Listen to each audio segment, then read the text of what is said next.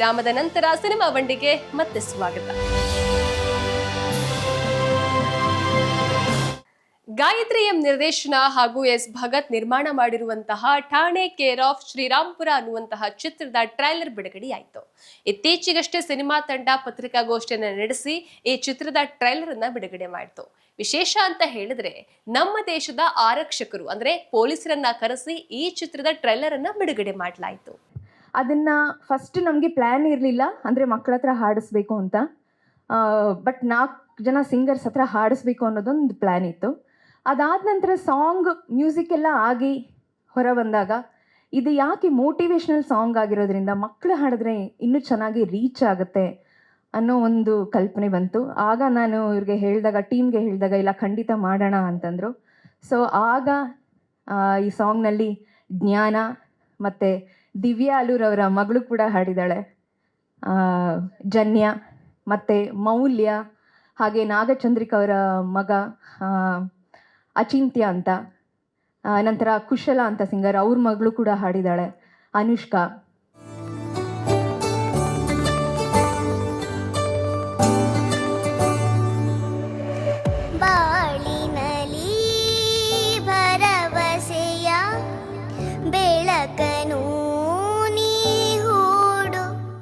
Motivation song ಹೆಂಗೆ ಬರುತ್ತೋ ಏನು ಕತೆನೋ ಅದಕ್ಕೆ ತುಂಬ ಎಕ್ಸ್ಪೆಕ್ಟೇಷನ್ ಇತ್ತು ಸಾಂಗ್ ಮೇಲೆ. ಆಮೇಲೆ ಡೈರೆಕ್ಟರ್ ಸರ್ ಮಾತಾಡಿದ್ರು, ಮೇಡಮ್ ಈ ಥರ ಇರಲಿ, ಅಂದರೆ ಕೈಲಾಗ್ದಿರೋದು ಏನೂ ಇಲ್ಲ, ಆಮೇಲೆ ಹಾಸಿಗೆ ಇದ್ದಷ್ಟು ಕಾಲು ಚಾಚೋದಕ್ಕಿಂತ ಇನ್ನೇನಾದ್ರು ಬರೀಬೇಕು ಮೇಡಮ್ ಅಂತೆಲ್ಲ ತುಂಬ ಚೆನ್ನಾಗಿ ನನಗೆ ಅವರು ಐಡಿಯಾಸ್ನ ಕೊಟ್ಟರು. ಸೊ ಆ ಥಾಟ್ ಮೇಲೆ ಏನು ಬರ್ತೋ ಅದನ್ನು ನಾನು ಬರೆದಿದ್ದೀನಿ. ಹಾಗೆ ನಮ್ಮ ಅಣ್ಣವ್ರದ್ದು 1-2 ಸಾಲು ಕೂಡ ಅಲ್ಲಿ ಆಗೋದು ಕೈ ಕಟ್ಟಿ ಕುಡಿತಾರೆ ಅಂತ, ಅದನ್ನು ಕೂಡ ನಾವು ಮಾಡ್ಕೊಂಡಿದ್ದೀವಿ. ಸೊ ಥ್ಯಾಂಕ್ ಯು, ನನ್ನ ಮೇಲೆ ನಂಬಿಕೆ ಇಟ್ಟಿದ್ದಕ್ಕೆ ಟೀಮ್ಗೂ ಅಷ್ಟೇ thank you and all the best. ಎಲ್ಲ ಒಳ್ಳೇದಾಗಲಿ, ಎಲ್ರಿಗೂ ಒಳ್ಳೇದಾಗಲಿ. ಸಾಧಿಸೋ ಪಥದಲ್ಲಿ ತಡೆಗಳು ನೂರು, ಹಾರೋ ಗರಿಬಿಚ್ಚಿ ನೀನು ಬಾತಲುಪೋ. ಇದೆಲ್ಲ ಒಂದು ಟೋಟಲಿ ಒಂದು ಫುಲ್ಲಿ ಆ್ಯಕ್ಷನ್ ಪ್ಯಾಕ್ಡ್ ಸಿನಿಮಾ ಅಂತ ಒಂದು ಮಾಡಿದ್ದೀವಿ. ಈ ಸಿನಿಮಾದಲ್ಲಿ ಒಂದು 5 ಫೈಟ್ ದೃಶ್ಯಗಳು ಬರ್ತವೆ. ಸಾಂಗ್ಸ್ ಯಾಕೆ ಇನ್ನೂ ಮಾಡಲಿಲ್ಲ ಅಂತ ಅಲ್ಲೊಬ್ರು ಮಾಧ್ಯಮ ಮಿತ್ರರು ಕೇಳ್ತಿದ್ರು. ಸರ್ ಏನಂದರೆ ನಮ್ಮದು ಒಂದು ಸ್ವಲ್ಪ ಕಂಪ್ಲೀಟ್ ಆ್ಯಕ್ಷನ್ ಸೀಕ್ವೆನ್ಸ್ ಇಟ್ಕೊಂಡು ಮಾಡಿದ್ದೀವಿ. ಬಟ್ ನಮಗೂ ಆಸೆ ಇತ್ತು ಒಂದು 5 ಸಾಂಗ್ ಆದರೂ ಅಲ್ಲಿ ಕೂರಿಸ್ಬೇಕು, ಒಂದು ಐಟಮ್ ಸಾಂಗ್ ಆದರೂ ಅಲ್ಲಿ ಬರಬೇಕು ಅಂತ. ಆದರೆ ಅದೇನಾಗ್ಬಿಡ್ತು, ಆ ಸ್ಟೋರಿ ಹಂಗೇ ಎಳ್ಕೊಂಡು ಹೋಗುತ್ತೆ ನಿಮಗೆ ಸ್ಟಾರ್ಟಿಂದ ಎಂಡ್ವರೆಗೂ. ಅದೆಲ್ಲೂ ಸುಮ್ಮನೆ ಸಾಂಗು, ಸುಮ್ಮನೆ ಫೈಟು, ಸುಮ್ಮನೆ ಏನೋ ಒಂದು ತುರುಕ್ದೇ ಇರೋ ಥರ ತುರುಕ್ಬಿಟ್ಟು ನಿಮ್ಗಲ್ಲಿ ಬೋರಿಂಗ್ ಮಾಡಬಾರ್ದು ಅಂತ. ಸೊ ಅಲ್ಲಿ ನಮಗೆ ಆ ಸೀಕ್ವೆನ್ಸ್ ಬಂದಿದೆ.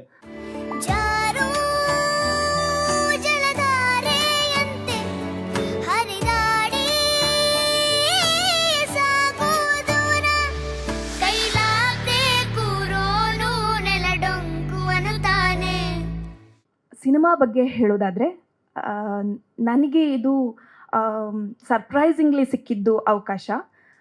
ಠಾಣೆ ಬಂದು ನನ್ನ ಸ್ನೇಹಿತೆ ಆದ ರಾಜಲಕ್ಷ್ಮಿ ಅಂತ, ಅವರು ಮಾಡಬೇಕಾಗಿದ್ದ ಪಾತ್ರ ಶ್ರೀದೇವಿ. ಆದರೆ ಅವರು ಕಾರಣಾಂತರಗಳಿಂದ ಮಾಡೋಕ್ಕಾಗದೆ ನನ್ನನ್ನು ರೆಫರ್ ಮಾಡಿ ನನಗೆ ಈ ಪಾತ್ರ ಸಿಕ್ತು.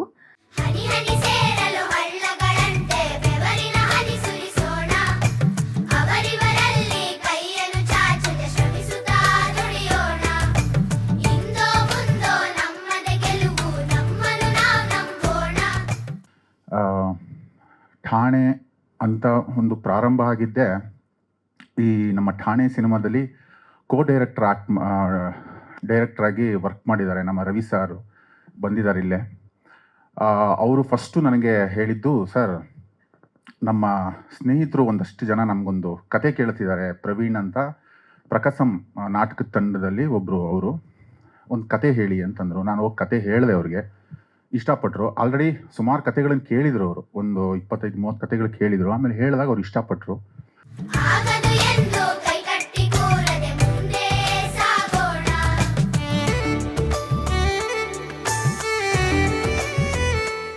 ಈಗಾಗಲೇ ಸಿನಿಮಾ ಬಗ್ಗೆ ನಿರ್ದೇಶಕರು ಸಾಕಷ್ಟು ಸುದೀರ್ಘವಾಗಿ ಎಲ್ಲ ವಿಷಯಗಳನ್ನು ಹೇಳ್ಬಿಟ್ಟಿದ್ದಾರೆ. ಹಾಗೆ ನಮ್ಮ ಹೀರೋ ಕೂಡ ಅವ್ರು ಯಾವಾಗ ಸಿನಿಮಾ ರಂಗಕ್ಕೆ ಶುರು ಹಚ್ಕೊಂಡ್ರು ಅಲ್ಲಿಂದ ಹಿಡಿದು ಎಲ್ಲವನ್ನೂ ವಿವರವಾಗಿ ಹೇಳ್ಬಿಟ್ಟಿದ್ದಾರೆ. ಸೊ ಜಾಸ್ತಿ ಹೇಳೋವಂಥದ್ದು ಏನೂ ಇಲ್ಲ.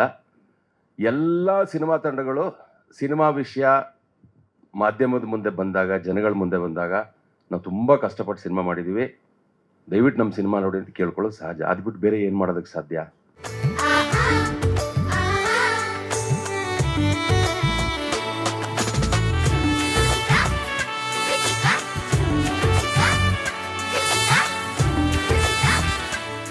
ಸೂಟ್ ಸಿನಿಮಾದಲ್ಲೂ ಇಬ್ಬರು ಕೆಲಸ ಮಾಡಿದ್ವಿ, ಈ ಸಿನಿಮಾದಲ್ಲೂ ಇಬ್ಬರು ಜೊತೆಲೇ ಕೆಲಸ ಮಾಡಿದ್ವಿ. ಎಲ್ಲ ಸಿನಿಮಾಗಳಲ್ಲಿ ನಾನು ಮಾಡಿರೋಂಥ ಒಂದು 29-30 ಸಿನಿಮಾಗಳಲ್ಲಿ ಆಲ್ಮೋಸ್ಟ್ ಎಲ್ಲ ನೆಗೆಟಿವ್ ಪಾತ್ರಗಳೇ ಕೊಡ್ತಾಯಿದ್ರು.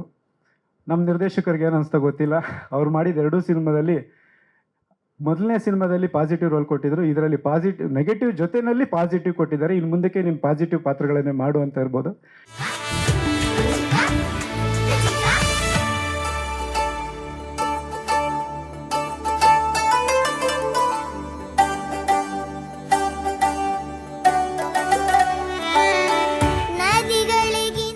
ಎಷ್ಟು ಕಷ್ಟಪಡ್ತಾರೆ ಪಾಪ ಪ್ರತಿಯೊಬ್ಬರೂ.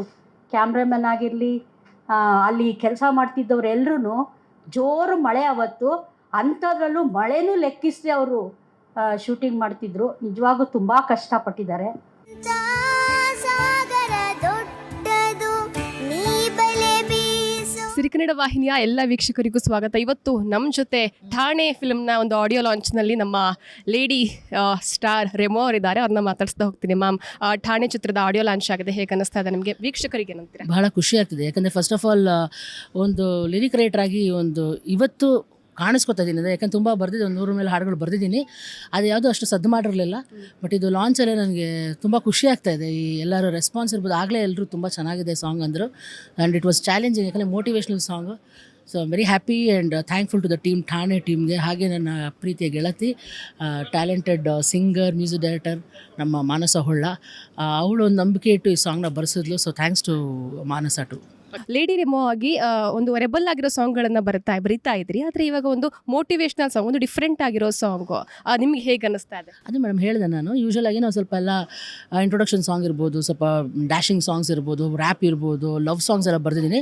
This is very new to me. First time ಒಂದು ಪ್ರಯತ್ನ ಪಟ್ಟಿದ್ದೀನಿ, ಕಷ್ಟಪಟ್ಟು ಜನಕ್ಕೆ ಇಷ್ಟ ಆಗಬೇಕು ಆಗುತ್ತೆ ಅಂತ ಅಂದ್ಕೊಂಡಿದ್ದೀನಿ. ನೀವು ಇಷ್ಟಪಟ್ಟಿದ್ದೀರಾ, ಎಲ್ಲರೂ ಹೇಳಿದ್ರು ಮೀಡಿಯಾದವ್ರು. ನಂಗೆ ತುಂಬ ಖುಷಿಯಾಗಿದೆ. Thanks for your support. Thank you. ಹೀಗೆ ಇರಲಿ ನಿಮ್ಮ ಸಪೋರ್ಟು ನಮ್ಮ ಟೀಮ್ಗೆ, ಠಾಣೆ ಟೀಮ್ಗೆ. ಓಕೆ, ನೋಡಿದ್ರಲ್ಲ ವೀಕ್ಷಕರೇ, ಇದು ಠಾಣೆ ಫಿಲ್ಮ್ನ ಠಾಣೆ ಕೇರ್ ಆಫ್ ಶ್ರೀರಾಮ್ಪುರ ಅನ್ನುವಂತಹ ಆಡಿಯೋ ಲಾಂಚ್ನಲ್ಲಿ ನಾವು ಇವತ್ತಿದ್ದೀವಿ. ಅವತ್ತು ಈ ಒಂದು ಕಾರ್ಯಕ್ರಮದಲ್ಲಿ ನಮ್ಮ ರೆಮೋ ಅವರು ಆಡಿದಂತಹ ಮಾತುಗಳಿದಾಗಿತ್ತು. Thank you so much. ಸಾಗರ ದೊಡ್ಡದು, ನೀ ಬಲೆ ಬೀಸೋ ಸಾಗರಕ್ಕೆ. ಹಾಸಿಗೆ ಮೀರಿ ಕಾಲನು ಚಾಚು, ಕನಸನು ಮೀ. ಇನ್ನಷ್ಟು ಟ್ರೈಲರ್ ಲಾಂಚ್ಗಳು ನಿಮ್ಮ ಮುಂದೆ ಬರುತ್ತೆ. ಅದಕ್ಕೂ ಮುನ್ನ ಒಂದು ಸಣ್ಣ ವಿರಾಮ.